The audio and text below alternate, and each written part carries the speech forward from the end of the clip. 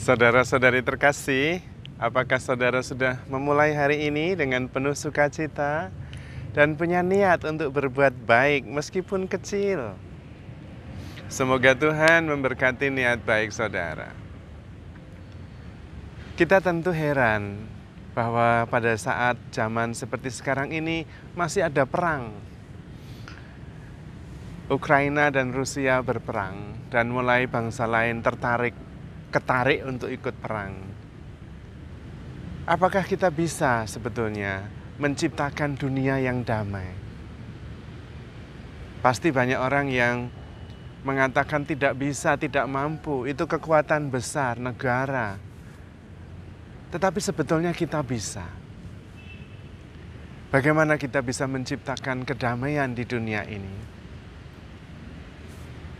Kita hanya satu orang, pasti tidak bisa. Kalau seperti itu memang tidak bisa.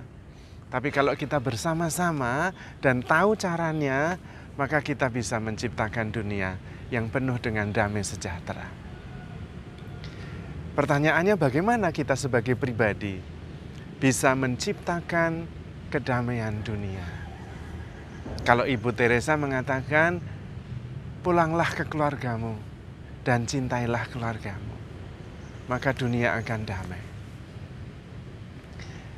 Kalau Dalai Lama mengatakan, cobalah menata pikiran dan hatimu, berdamailah dengan dirimu sendiri, maka engkau juga akan menciptakan damai. Menurut saya itu benar.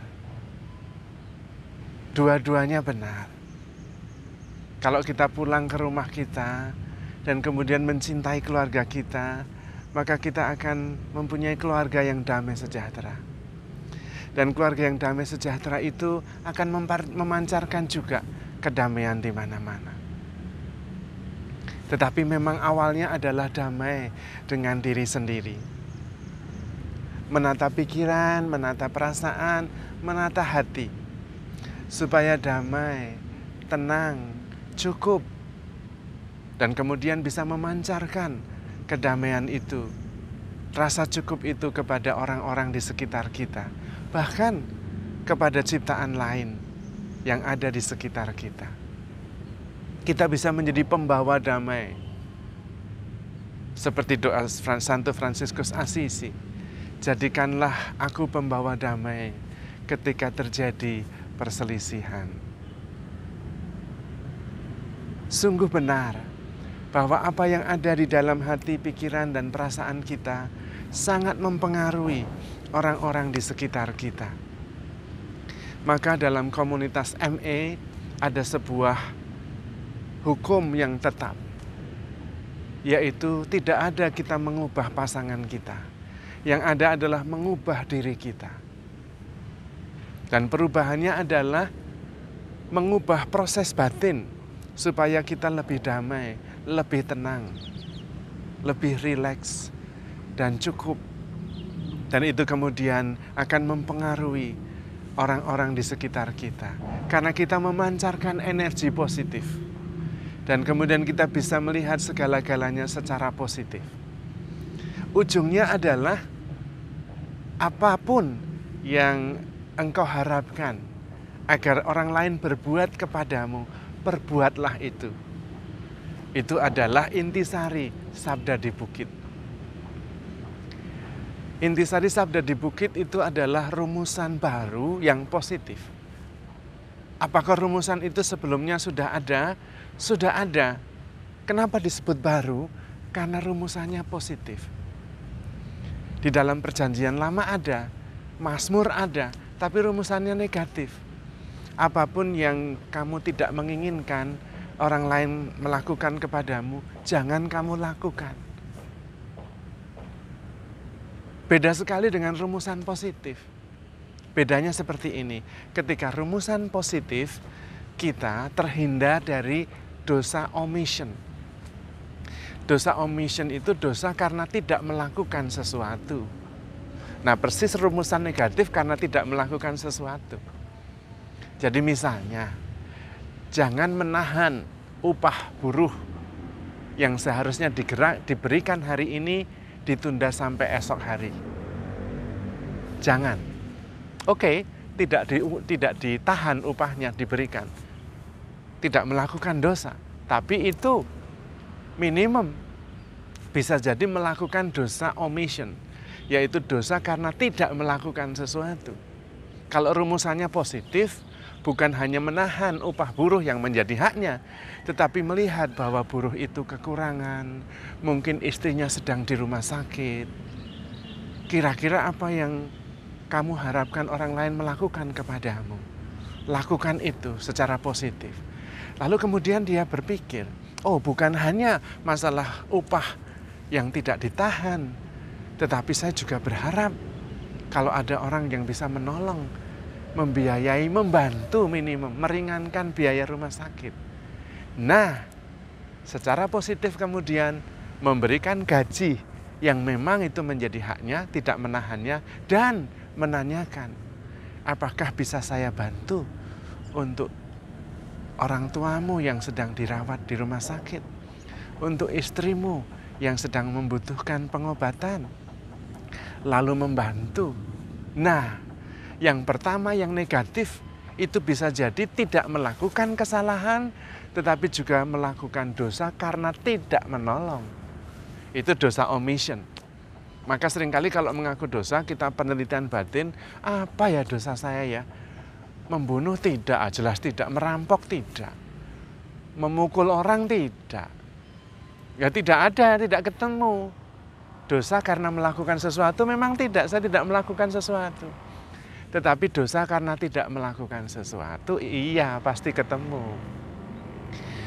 Kemarin lewat di jalan ada orang miskin, karena dia tidak minta ya saya tidak memberi. Nah, padahal bisa. Aduh dia miskin sekali. Saya berhenti sebentar, kasih nasi bungkus. Nah, saya tidak berdosa karena tidak menolong orang yang sedang membutuhkan makanan. Apapun yang kamu lakukan untuk saudaraku yang paling hina ini, kamu lakukan untuk aku. Rumusan positif. Dan kita bisa mulai dari diri kita sendiri. Terutama kita mulai dengan proses batin yang terjadi di dalam diri kita. Supaya kemudian kita bertumbuh dan kita melihat secara positif. Ada damai di dalam hati karena mengalami kasih Tuhan, pengampunan dari Tuhan, dan meluap menjadi sebuah energi positif yang sangat berpengaruh dengan orang-orang di sekitar kita. Bahkan ciptaan lain, binatang, tumbuhan, menjadi lebih hidup karena kasih, karena kebenaran, karena cahaya yang mengalir dari diri kita. Kita adalah sumber energi.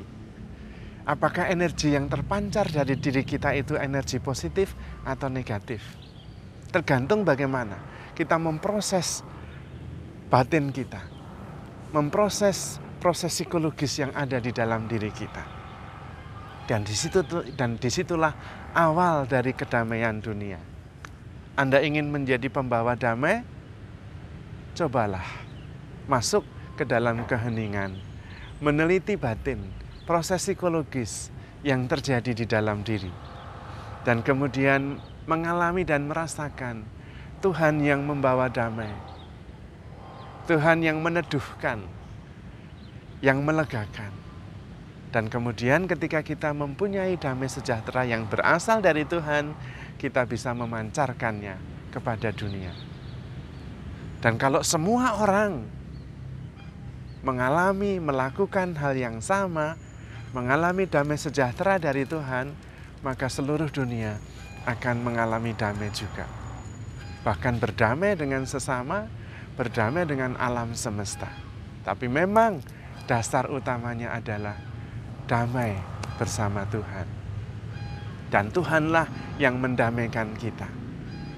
Tuhan Yesus menjadi pembawa damai karena dia mendamaikan Allah dan manusia. Dan kemudian manusia karena damai dengan Allah membawa damai dengan sesama kita. Karena itu saudara-saudari terkasih, mari kita menjadi pembawa damai. Dengan mengalami kedamaian yang berasal dari Tuhan. Caranya masuk ke dalam, bertemu dengan Tuhan. Datanglah kepadaku kalian semua yang letih lesu dan berbeban berat.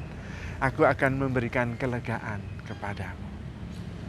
Kita begitu dicintai oleh Tuhan, dan balasan kita adalah mencintai Tuhan dan membawa damai kepada sesama kita, kepada dunia ini. Maka, handle yourself with care, because you are loved. Tuhan memberkati.